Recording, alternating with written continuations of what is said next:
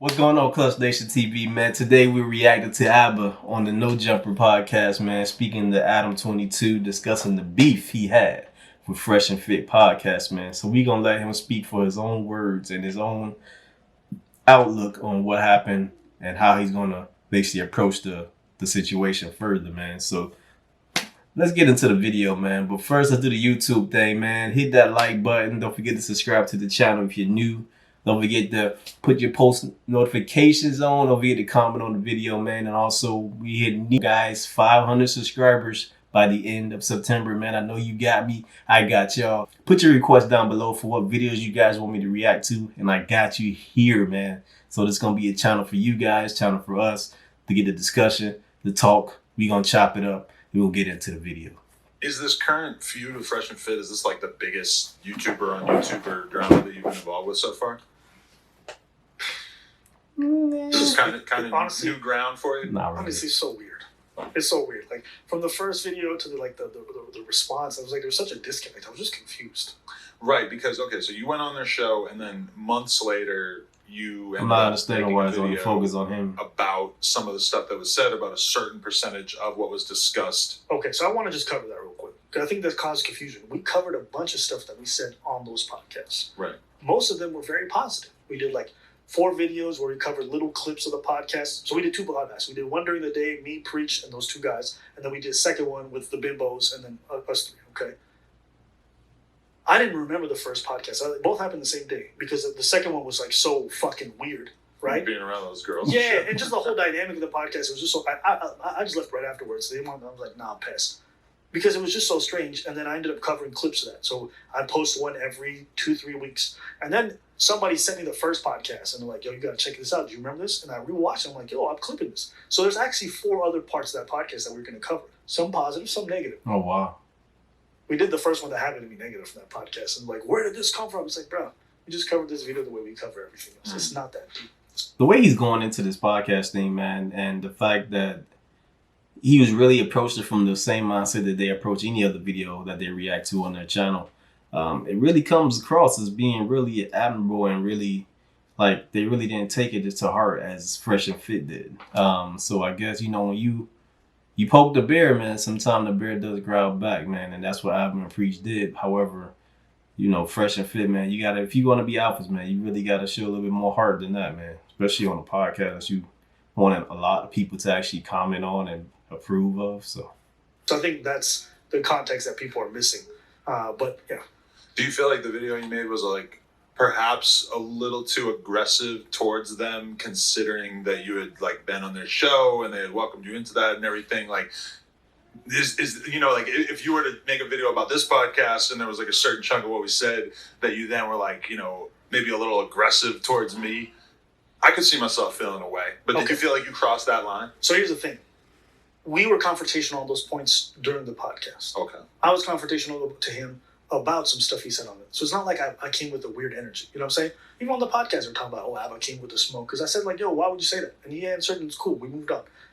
Watching in hindsight, I just had new things. I can understand how they may have felt some type of way. But at the end of the day, did we hit below the belt? Did we say anything that was not on the topic? No. Right? Did we not just attack the ideas more than anything?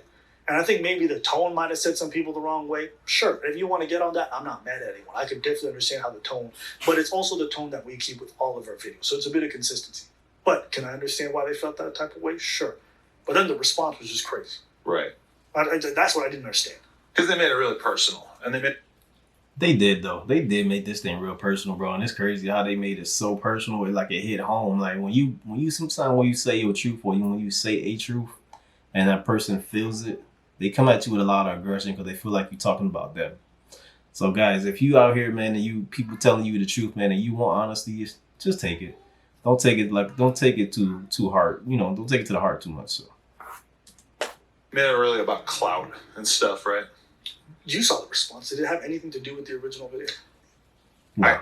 I feel like I know where they're coming from because as a creator, sometimes this can be your instinct is like, I'm going to just come in here and start firing and just explain how I'm better than you. The audience is very, very rarely persuaded by that. The audience at the end of the day, would rather hear you confront the ideas that are being discussed and not make it a pissing contest. Right. Bro, if I come at you and I critique you for some of your stuff, all right, your ideas, how you feel about No Jumper, how to raise a family, right, critiquing those, and then you come at me upset and you be like, your mom left you when you were a child. What the fuck does that have to do with the conversation we're having? You know what I'm saying? That's the end of polite conversation, right? Right, that's crazy talk. Like, why would you bring up something like, like you just wouldn't have that. And that's the same idea. If somebody doesn't come at me below the belt, I'm not even going to think about going there with people. Right. Whether it's friends, family, doesn't matter what it is. So for me, it was just confusion with the response. I'm like, where does this come from? And I think it just reflects in people how they deal with adversity, how they deal with a little bit of conflict. Like if somebody comes in and says something to you, how you deal with that is a reflection of who you are, because you're not comfortable. So you can't put on a facade. You can't try to button things up. You're feeling some type of way. Your real emotions are coming out in that moment. So the way I interpret that is like, okay, there's some imbalances there. There's some things you need to sort out on your own. Yeah, because I mean, just making it about the clout and stuff instead of just having a real conversation is just not. The audience is not going to relate to it, and as men, we should be better than that. I think it has nothing. Listen, man. Yeah, don't do with being a man, though. You know this. It's like you see people with large followings, people with small followings. It's not a reflection of their character. It's never a reflection of their character. So to bring that up in a conversation with grown men is like, what are you talking about? I'm really gonna talk. Oh, the only reason you're talking is because you have 2 million followers. How old are you? What? Right. Seriously? That's like something like here on TikTok. You feel what I'm saying? Like, how is a grown man you're boasting numbers about followers in a conversation about ideas? That's crazy to me. You imagine. That is, man. Like, especially when you out here, man. That's why you can't judge us small YouTubers, man. Because we out here grinding. We out here putting in the same work. We just don't have the glitz and glam and the connections most of the time until we reach that certain level. And when we do reach that certain level, man, I think we have a sense of giving back to the community, man. Because overwhelmingly, man, 90% of the YouTubers that start their own channel, everybody starts. It's a YouTube channel started every day. So the competition at the lower levels is really fierce. So when you putting out new content, you want to get ranked and you want to try to put yourself out there so your videos can be seen. It's hard work, man. So you got to be out there on the grind. But to come at somebody because they have a large following and say the only reason you're speaking is because you have a large following, that really makes no sense. Like, it doesn't. That's like comparing cities. That's like saying, hey, this city is better than this city because it has more people. That really makes no sense. Shoot. People keep going to the Swiss and they have the lowest amount of population than anyone, but they keep going over there. They keep putting all that money to the Swiss bank, so who knows? Imagine Jordan Peterson having a conversation with journalists and be like, do you know how many Twitter followers? That sounds stupid. Yeah.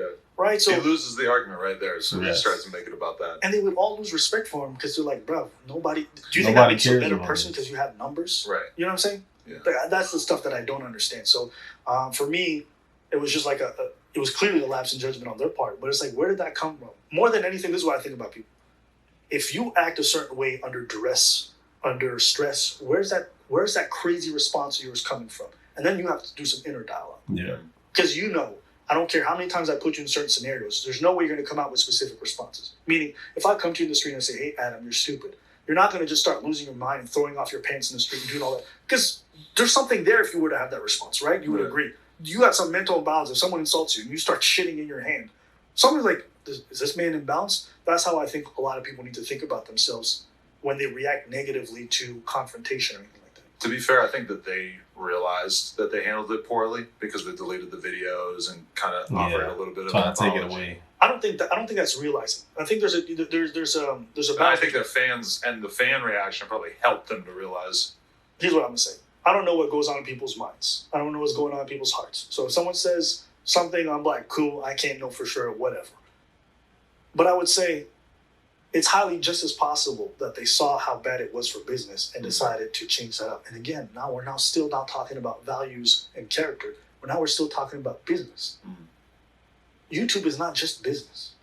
People come on there for real personality and authenticity. Yes. So when you come click it, people see that and they start to, that's the genesis of this website. This whole platform is all about authentic characters who are making no money but just want to do cool stuff. So when you come on this phony business all the time, it's like, and especially when you talk about character and building game, which is something that's innate, that's about your personality. That's in you, yeah. How are you going to teach that to somebody when you're only about numbers? You know what I'm saying? And so I think a lot of people felt like, first off, the first apology was stupid. I apologize to my fans. To our fans. Like you say someone disrespectful to someone's wife and them, and you apologize to your fans. So already in hindsight, that was the first way they came about it. It's kind of like the baby. I don't think he's really sorry about what he said. Oh no, he's sorry that that he's losing money. That he's losing money, yeah. And I think those two things are very different. And I think audiences can tell when those two things are different. So for me, I don't really care that deeply. I'm not going to get involved with them anymore. I don't really want to. But as far as my perception of them, is like you were trying to be a leader and you really didn't have what it takes. So like I said, man, Freshandfit got caught out on being leaders. And they have a big following, guys. And there's a lot of people that look up to them for their advice, their techniques, the way they approach life and the way they do things, especially when it comes to women, finances, and education. So when they out here doing these things and they're showing their true colors, it's hard to really believe them at this point. That's why they lost so many subscribers. So, hey, they need to come here. Yeah. I mean, to be fair, I feel like they're really new at this, and that I could kind of imagine of myself have gotten into a similar situation in the sense of being disrespectful very early on. So I hope that they kind of like learn from the experience, because I think that like even their fans seem to be pretty much 100% on the same page of like, that's not how you go about an argument with somebody that you already ostensibly have a relationship with. Pretty much. Because you guys could totally still be cool after that video that you guys made, and it could have still been really good for content if you guys had just gone back and forth and talked about it, and it didn't have to be this sort of life or death I can't be cool with people who don't have integrity. Facts. That's me personally. I won't go after you. See him. But if you're someone who I think is a reprehensible person, I'm not trying to have business relationships with you. Why would I? Right. Fuck. Well, why am I going to spend my day socializing with somebody who's like a rapist? Like, you know what I mean? Like, no. But this is some real shit. Like, if you go around stealing from people all the time, I'm gonna look at you crooked. Like, why would I want you in my circle or someone to conversate with? Why would I put my name beside yours for my fans to like? Because if my fans see me beside you, they think I think you have moral character. Right. And if I don't, that means I'm recommending you to people when I think you're trash. So my whole thing is, I'm not going to go out of my way to fight folks for that. You can be that way, but I'm not going to associate with you. My only problem, and this is my big one, is when you try to lead other people. But I know you. It's like, someone's a scam artist and they're stealing from young men. Would you just think it's fine to hang out with those people? No. And that's it. I'm a principled person. I'm not going to look for conflict with people who are doing illegal stuff. It's not none of my business. But when you want to take on a leadership position, when you want to shape young men, it's time to just say, you're not really about it. But you didn't feel so negatively about them until they started responding to that video. You weren't so upset about just what happened on the podcast in their studio. No. So after I went on the podcast the first time, a lot of time had passed, and people kept sending me stuff in emails, and I never really covered it. Right? I started seeing stuff on a regular basis about this is what this person's doing behind. They were having the receipts for it, and I was like, oh, is that how you move? And I was like, okay. I didn't really think much of it. I'm like, I'm not going to get into it. And when that clip came about and we reacted to it, we didn't cover that stuff, all the little receipts, because I'm like, you know what? It's not my place to expose folks. Like, if you're doing that shit, fine. But one thing I thought was distasteful was like when you get up on a platform and you say, young men, this is why you shouldn't do this. This is why you should never. And you're doing it behind closed doors like a Derek Jackson. It starts to rub me the wrong way. That's why we covered Derek Jackson. We did the exact same thing. Derek Jackson was talking crazy online about how to be a faithful man and all this other stuff. And I always knew he was a phony. The energy was always off. Come find the receipts and all his mistresses are exposed. I spoke to them personally. They called me. And I was like, whoa. That's why I had to cover it.